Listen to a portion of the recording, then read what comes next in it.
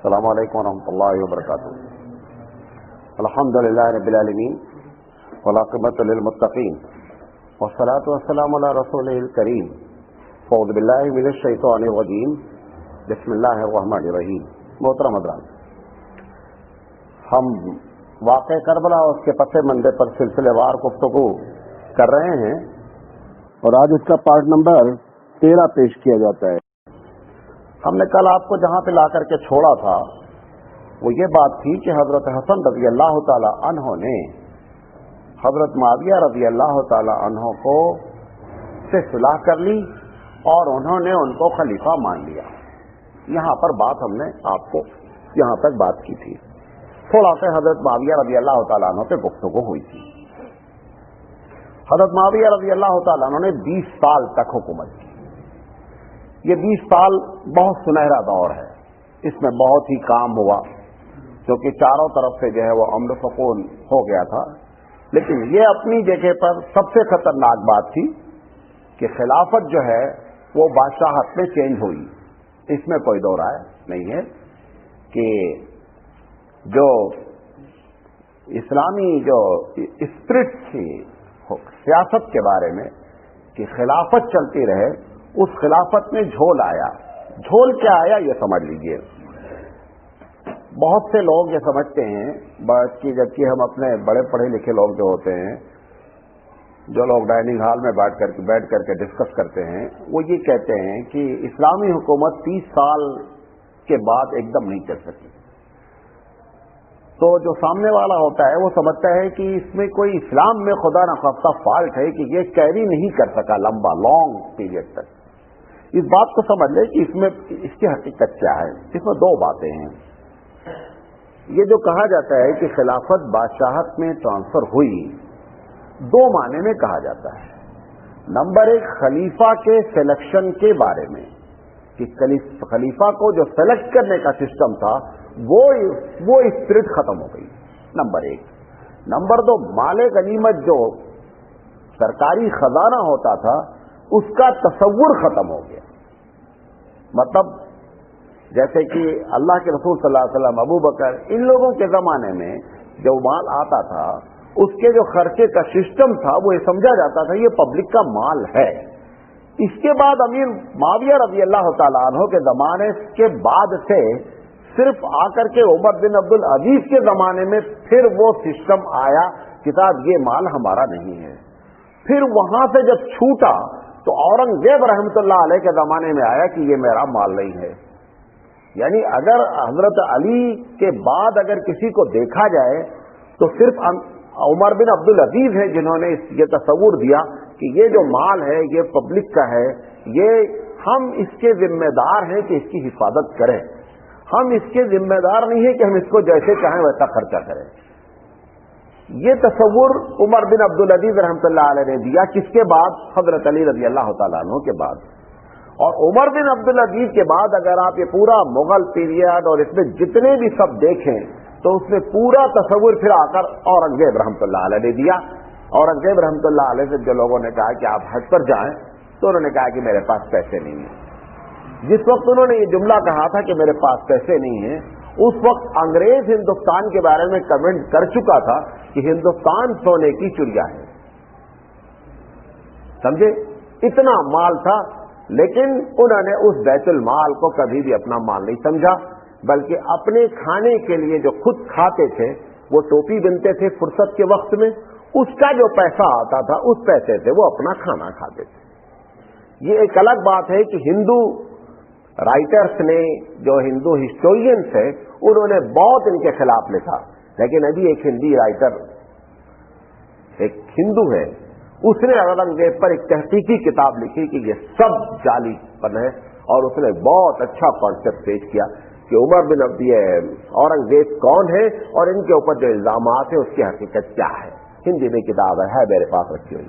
تو بہرحال تو دو ہی چیز چینج ہوئی. 30 سال جو کہتے ہیں خلافت نہیں چلی، خلافت تقریباً 1000 سال تک لگاتار قرآن مجید سپریم رہا. سب سے بڑی چیز ہوتی ہے کہ قرآن مجید سپریم ہو کس کے؟ سرکار کے یہاں، گورنمنٹ کے یہاں. وہ ہمیشہ رہا. ان دو چیزوں میں اگر دیکھا جائے تو ایک میں تو قرآن خاموش ہے. کس میں؟ خلافت والے معاملے میں قرآن کا کوئی آئیڈیا نہیں ہے ایسا کہ آپ ایگزیکٹ بتا سکیں کہ خلیفہ کا سلیکشن کیسے ہو. لیکن بیت المال کا پورا تصور قرآن مجید نے دیا ہے کہ بیت المال کی حیثیت شرعی لحاظ سے کیا ہے. تو اگر اس لحاظ سے دیکھا جائے تو قرآن مجید کی اس ایک احکام کی نافرمانی ہوئی معاویہ رضی اللہ تعالیٰ عنہ کے زمانے سے لے کر کے اور پھر آخر تک ہوتی رہی. تو اس لحاظ سے لوگ کہتے ہیں کہ خلافت 30 سال چلی. حقیقت اس کی یہ نہیں ہے، بلکہ آپ اس کو سمجھنا چاہیے خلافت تقریباً 1000 کچھ سال تک چلتی رہی اور اپنے آن بان سے چلتی رہی. قرآن کا حکم سپریم رہا. تو معاویہ رضی اللہ تعالی عنہ نے 20 سال حکومت کرنے کے بعد اب دیکھیں بہت لاجیکل بات سمجھنے کی ہے. حضرت حسن رضی اللہ تعالی عنہ نے کہ مشیر نے یہ شرط رکھی تھی کہ آپ کے مرنے کے بعد حسن کو خلیفہ ہونا چاہیے. لیکن حسن رضی اللہ تعالیٰ عنہ نے جب لکھنے لگے تو انہوں نے اس کو کیا کر دیا؟ انکار کر دیا. کل یہ بات آئی تھی نا. جب حسن رضی اللہ تعالیٰ عنہ اس کے باوجود بھی معاویہ کے دماغ میں یہ بات تھی کہ اپنے بعد میں حسن کو نامنیٹ کر کے چلا جاؤں گا. حضرت حسن کے انتقال کے بعد ایک فطری چیز تھی کہ اب یہ سوچے خلیفہ کون بنے. ایک فطری چیز تھی.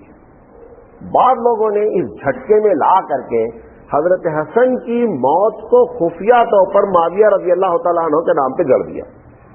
یہ بھی ایک کہانی کھیلی گئی کہ یہ جان بوجھ کر کے حسن کو جو زہر دیا گیا اس کے پیچھے، حالانکہ ایک دم ٹوٹل رانگ ہے، سب شیعوں کی کہانی ہے، اس کا حقیقت سے کوئی تعلق نہیں ہے. حضرت حسن رضی اللہ تعالیٰ عنہ کی وفات ہوئی. معاویہ رضی اللہ تعالیٰ عنہ کے دماغ میں یہ بات آنا شروع ہوئی کہ کیا کیا جائے. اس درمیان میں حضرت مغیرہ بن شعبہ، یہ ویسے تو حضرت علی رضی اللہ تعالیٰ عنہ کے آدمی تھے شروع میں، معلوم آپ کو، کیونکہ انہوں نے میڈیٹر بنایا تھا. معاویہ رضی اللہ تعالیٰ عنہ نے دیکھا کہ یہ باصلاحیت بھی ہیں اور دیندار بھی ہیں، لہذا انہوں نے کیا کیا کہ ان کو کوفہ کی گورنری برقرار رکھی. حضرت معاویہ رضی اللہ تعالیٰ عنہ نے معاویہ رضی اللہ تعالیٰ عنہ کو مشورہ دینے میں حضرت مغیرہ بن شعبہ رضی اللہ تعالیٰ عنہ کا ہاتھ ہے کہ آپ حالات دیکھ رہے ہیں. حضرت عثمان رضی اللہ تعالیٰ عنہ کی شہادت سے لے کر جنگ صفین تک آپ کے سامنے ہے. آپ اس مسئلے پر غور فرمائیں کہ آپ کے بعد یہ باغڈور کون سنبھالے گا، آپ کس کے اندر صلاحیت سمجھتے ہیں. تو معاویہ رضی اللہ تعالیٰ عنہ خاموش رہے. تو مغیرہ بن شعبہ نے کہا کہ دیکھو، اگر یزید کو خلیفہ بنا دیا جائے، بادشاہ بنا دیا جائے، تو تھوڑا بڑا اختلاف ہو سکتا ہے لیکن ایک بڑا علاقہ کنٹرول کیا جا سکتا ہے. جب حضرت معاویہ بھائی انہوں نے یہ بات کہی تو معاویہ نے کہا میں تو آج تک سوچا بھی نہیں تھا کہ یزید بنایا جا سکتا ہے. اب معاویہ رضی اللہ تعالیٰ عنہ کے دماغ میں یہ بات آئی کہ اگر یزید کے لیے کام کیا جائے تو جیسا مغیرہ بن شعبہ رضی اللہ تعالیٰ عنہ کہہ رہے ویسا پاسبل ہے. تو معاویہ رضی اللہ تعالیٰ عنہ نے پوچھا کہ اس کو کیسے ترتیب کی جائے. تو انہوں نے کہا کہ آپ سارے گورنر، اب یہ گورنر سندھ تک آ چکے تھے، اس میں رشیا کا علاقہ شامل تھا، ان سب کو آپ ایک لیٹر لکھیں کہ ہم یہ چاہ رہے ہیں کہ ہمارے مرنے سے پہلے نامنیشن کر دیا جائے. نام نہیں ڈکلیئر کیا، یہ پہلے رائے لیجیے آپ کہ نامنیشن کیا جائے یا نہیں. اگر نامنیشن پر جب لوگ کہہ دیں کہ ہاں کسی نہ کسی کو آپ نامنی کر کے جائیے، تب دوبارہ خط لکھیے کہ ہم فلاں کو نامنی کرنا چاہتے ہیں. یہ آئیڈیا دیا گیا. حضرت معاویہ رضی اللہ تعالیٰ نے کہا کہ گڈ آئیڈیا، اب اس پر کام کریں گے. انہوں نے سارے گورنرز کو خط لکھ دیا. مکہ کو بھی آیا خط، مدینے بھی خط آیا، کوفہ بھی آیا، بصرہ بھی آیا، مصر بھی گیا، یمن بھی گیا، سندھ بھی گیا، پورے علاقے میں.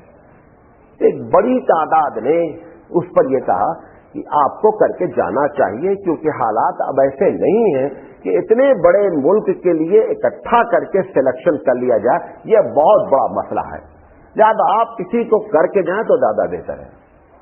اب جب یہ جواب آ گیا تو انہوں نے دوسرا خط، فوراً نہیں ہوا، اس میں 2-4 سال لگے. دوسرا خط انہوں نے لکھا کہ میں یزید بن معاویہ کے نام پر بیعت لینا چاہتا ہوں. تو سب سے پہلے انہوں نے اس بات کو سیریا میں ڈالا، شام میں. شام میں کوئی اختلاف نہیں ہے. انہوں نے کہا سب سے بہتر جو ہے وہ یزید ہے. کیوں؟ یہ پہلے سے سارے ان کے سپورٹرز ہی تھے. کوفہ اور بصرہ میں ان کے ایک بھائی تھے جن کا نام تھا زیاد بن ابی، اپنے باپ کا بیٹا. یہ اس کے بارے میں باپ کے بارے میں تھا کہ یہ باپ اس کا کون ہے. تو یہ خود اپنے آپ کو کہتا تھا کہ میرا باپ سفیان ہے. اب اگر سفیان باپ ہے تو معاویہ کا باپ بھی کون ہے؟ سفیان ہے. تو یہ دونوں دو ماں کے بھائی تھے، سوتیلے تھے گویا کہ. یہ چکر کیا تھا؟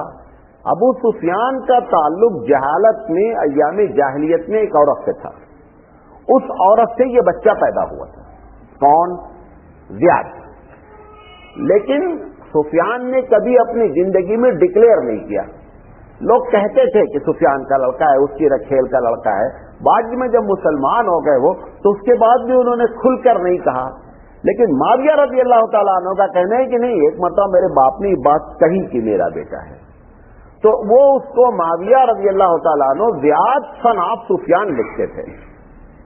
ایک مرتبہ اس نے کیا کیا، زیاد نے حضرت عائشہ کو ایک خط لکھا اپنا نام، کہ اگر عائشہ میرے باپ کا نام میرے نام کے آگے لگا دیں گی تو میں اتھارٹی ہو جاؤں گا. تو جب انہوں نے خط لکھا، ایسے ہی عام سی بات تھی، کوئی مسئلہ پوچھا تو وہ لکھیں گے نا، تو وہاں تو بغیر باپ کے نام لکھا ہی نہیں جاتا ہے. تو اس نے سوچا کہ جب جواب دیں گی حضرت عائشہ تو میرا نام لکھیں گے، میرے باپ کا نام لکھیں گی، تو ایک ہم کو اتھارٹی مل جائے گی. حضرت عائشہ زیاد سے بھی زیادہ شارپ تھی. حضرت عائشہ صدیقہ رضی اللہ تعالیٰ عنہ نے جواب لکھا، من عائشہ الی زیاد ابن ابی. عائشہ کی طرف سے زیاد اپنے باپ کا بیٹا. اب یہ جو اس کی پلاننگ تھی یہ بہت ہوشیاری کی بات تھی، اور موقع پر جواب آنا ایک بہت دماغ کی بات تھی. برحق یہ زیاد جو تھا نا، اس نے معاویہ رضی اللہ تعالیٰ عنہ کو لکھا، حالانکہ یہ ان کے سوتیلے بھائی ہیں. لکھا کہ معاویہ بہت ہوشیار آدمی تھے. یہ لکھا، دیکھو معاویہ، نامنیشن میں جو تم کام کر رہے ہو تو اب بات صحیح ہے، جو تم نے یزید کا نام لکھا ہے تھوڑا سا اس میں جلدی نہیں کریں، حالات خراب ہونے کے چانس ہیں، لہٰذا آپ اس پر ذرا غور کر لیں. تو ایک یہ گویا کہ غلط جواب آیا، بقیہ کہیں سے نہیں آیا. اب بچا مکہ اور مدینہ. مکے سے جب آیا تو مکے میں بلا کر کے پہلا جو جواب آیا کہ صاحب نامنی کر دی جائے، تو ایک بڑے طبقے نے کہا صاحب بہت معاویہ رضی اللہ تعالیٰ عنہ کا بہت اچھا قدم ہے، کسی نہ کسی کو نامنیشن کر دیا جائے. جب نام آ گیا یزید کا تو گورنر نے پھر بلایا پورے مدینہ کے لوگوں کو، بلا کر کے کہ 12 جو صحابہ مدینہ میں تھے ان کو بھی بلایا. وہ 4 لوگ تھے، ایک روایت میں 5 لوگ ہیں. عمر کے لڑکے عبداللہ بن عمر رضی اللہ، علی کے لڑکے حسین ابن علی، زبیر بن عوام کے لڑکے عبداللہ بن زبیر، عباس کے لڑکے عبداللہ بن عباس، ابو بکر کے لڑکے محمد بن ابی بکر، عبد الرحمان ابن ابی بکر، محمد عبد الرحمان. یہ 5 تھے. اس میں عبداللہ بن عباس کے بارے میں اختلاف ہے. بہرحال یہ 5 لوگوں نے جب سنا تو انہوں نے کہا کہ صاحب ہم ان کی بات سے راضی نہیں ہیں، ہم یزید کے ہاتھ پر بیعت نہیں کریں گے اور یزید کو ہم خلیفہ نہیں مانیں گے. انہوں نے یہاں سے جواب لکھ دیا کہ صاحب مدینہ کے لوگوں، اچھا مدینہ کے لوگوں نے ہوشیاری کیا کی، کہا مروان سے جو گورنر تھا کہ آپ میری رائے لینے کے بجائے ان 5 کی رائے لے لو، جو یہ رائے دیں گے وہی ہم مدینے والوں کی رائے ہے. انہوں نے ان کو اپنا لیڈر بنا دیا 5 کو. اب یہاں سے جواب یہ گیا کہ مدینے والوں نے یہ جواب دیا ہے. اب معاویہ رضی اللہ تعالیٰ عنہ کو ٹینشن ہو گیا کہ اس معاملے کو حل ہونا چاہیے. اچھا یہ 5 لوگ دیکھنے میں تو 5 تھے، لیکن یہ 5 کروڑ کے بھاری تھے. تو ان کو یہ ہوا کہ اگر یہ 5 انکار کر دیں گے تو معاملہ کافی سنجیدہ ہو جائے گا. معاویہ رضی اللہ تعالیٰ عنہ نے وہاں سے ارادہ کیا کہ ہم خود چلتے ہیں مدینہ اور مدینہ والوں سے بات کرتے ہیں. یہ آنے کے بعد انہوں نے بات کی ان 5 کو بلا کر کے. اب اس میں اگر عبداللہ بن عباس نہیں ہے تو نہیں ہے، میرا 4 تھے. بات کی انہوں نے، تو انہوں نے ایک ایک سے بات کی. کہ حضرت حسین رضی اللہ تعالیٰ عنہ سے کہا کہ بھائی ہماری مخالفت کی کیا وجہ تمہاری ہے اور تم نے کیوں لوگوں کو فتنے میں ڈال رکھا ہے؟ تو انہوں نے کہا میری وجہ سے اگر فتنہ ہے تو آپ میرے سامنے ان لوگوں کو بلائیے، وہ لوگ مان لیں، ہم بھی مان لیں گے، ہمیں کچھ نہیں ہے۔ انہوں نے کہا آپ صحیح کہہ رہے ہیں؟ کہا ایک دم صحیح کہہ رہے ہیں، آپ یہ کیوں کہہ رہے ہیں کہ میری وجہ سے یہ فتنہ ہے؟ یہی بات انہوں نے ہر انڈیویجول بلا کر کے کہی اور ہر نے جواب یہی دیا۔ اب اس کے بعد جب انفرادی طور پر یہ جواب مل گیا تو انہوں نے پھر سب کو بلا کر کے بات کی۔ انہوں نے کہا کہ اچھا یہ بتاؤ کہ اگر میرا یہ قدم ہے تو اس میں آپ لوگوں کی کیا رائے ہے؟ تو انہوں نے کہا کہ ہمارے جو متکلم ہیں نا وہ عبداللہ بن زبیر ہے، یہ بہت ہی ہوشیار آدمی تھے اور بہت ہی ان کی ڈرافٹنگ بڑی مشہور تھی، بہت جچے جملے جملے بولتے تھے۔ تو عبداللہ بن زبیر رضی اللہ تعالیٰ عنہ نے معاویہ رضی اللہ تعالیٰ عنہ سے کہا کہ اگر آپ کو اپنے بعد ولی عہد بنانا ہی ہے تو ایسا کرو جیسا حضور نے کیا ویسا کر دو۔ یہ پہلا آئیڈیا ہے۔ کیا؟ حضور نے کسی کو نہیں کیا، تم بھی مر جاؤ، جس کو دل چاہے گا وہ کر لیں گے۔ یہ نمبر 1 آئیڈیا۔ تو معاویہ رضی اللہ تعالیٰ عنہ نے کہا کہ حضور صلی اللہ علیہ وسلم کے سامنے ابو بکر جیسی شخصیت تھی، لہذا انہوں نے نہیں بھی کیا تو کوئی مسئلہ نہیں ہو۔ ابو بکر کے ہاتھ پر لوگ کیا ہو گئے؟ اکٹھا ہو گئے 99.9%۔ تو انہوں نے کہا کہ چلو دوسرا آئیڈیا دیتے ہیں۔ تو انہوں نے کہا ایسا کرو کہ جیسا ابو بکر نے کیا ویسا کر دو۔ تو انہوں نے کہا وہ ابو بکر نے کیا کیا؟ انہوں نے کہا ابو بکر نے نامنیشن کیا لیکن اپنے بیٹے کو نہیں کیا۔ یہ آئیڈیا دیا انہوں نے۔ تو انہوں نے کہا کہ ابو بکر نے جو کیا، کیونکہ ان کے پاس ایک بہت بڑی شخصیت موجود تھی عمر، زیادہ انہوں نے نامنیشن کر دیا، معاملہ حل ہو گیا۔ تو چلو ہم تیسرا آئیڈیا دیتے آپ کو، حضرت عمر نے جو کیا وہ کر دو۔ وہ انہوں نے کہا 6 آدمی کی باڈی بنا دو اور اس میں اپنے بیٹے کو شامل نہیں کرو، کیونکہ حضرت عمر نے 6 کو شامل کیا اور بیٹے کو شامل نہیں کیا، تو بیٹے کو اختلاف کے بعد ووٹ کا حق دے دیا تھا، وہی تم بھی کر دو۔ اب اس کا جواب معاویہ کے پاس نہیں تھا۔ معاویہ رضی اللہ تعالیٰ اس سوال کے جواب میں لاجواب ہو گئے۔ انہوں نے کہا اچھا اس کے علاوہ بھی کوئی شکل ہو سکتی ہے؟ تو انہوں نے کہا کہ اس کے علاوہ کوئی شکل ہمارے پاس ممکن نہیں ہے۔ اب شیعہ راوی یہاں سے خوب کہانی بناتے ہیں، بہرحال کچھ نہ کچھ تو ہے حقیقت، لیکن جتنا وہ بناتے ہو کہ معاویہ رضی اللہ تعالیٰ عنہ نے زبردستی مدینے والوں سے یہ کہہ کر کے کہ یہ لوگ راضی ہیں تم بھی بیعت کر لو، ایسے کر کے ایک بڑی لمبی چوڑی کہانی، اس پر میں جانا نہیں چاہتا، بہت ٹائم لگے گا۔ ہمارے یہاں مولانا منظور نعمانی صاحب کے صاحبزادے ہیں عتیق احمد سنبلی، انہوں نے اس پر تحقیق کی کہ یہ اس کے پیچھے کیا ہے چکر۔ تو ان کی تحقیق یہ ہے کہ حقیقت میں معاویہ رضی اللہ تعالیٰ عنہ نے ان 5 کو پھر لسٹ ہی نہیں دیا اور مدینہ اور مکہ والوں سے بیعت کر لی۔ کہا ٹھیک ہے آگے انشاءاللہ دیکھا جائے گا کہ ہوتا کیا ہے، اور اس کے چانسز زیادہ ہیں کہ معاویہ رضی اللہ تعالیٰ نے سوچا ہوگا کہ پورے مکے مدینے والے بیعت کر لیتے، پھر اگر حالات خراب ہوں گے تو دیکھا جائے گا۔ بہرحال ان کو 5 کو چھوڑ کر کے معاویہ رضی اللہ تعالیٰ عنہ اپنے لاؤ لشکر کے ساتھ جو ہے وہ سیریا واپس ہو گئے۔ اب وہاں پر جب ان کی طبیعت خراب ہوئی معاویہ رضی اللہ تعالیٰ عنہ کی، تو انہوں نے کہا کہ ایسا وصیت لکھیے۔ ایک روایت میں ہے کہ یزید موجود نہیں تھا، ایک روایت میں ہے کہ یزید موجود تھا۔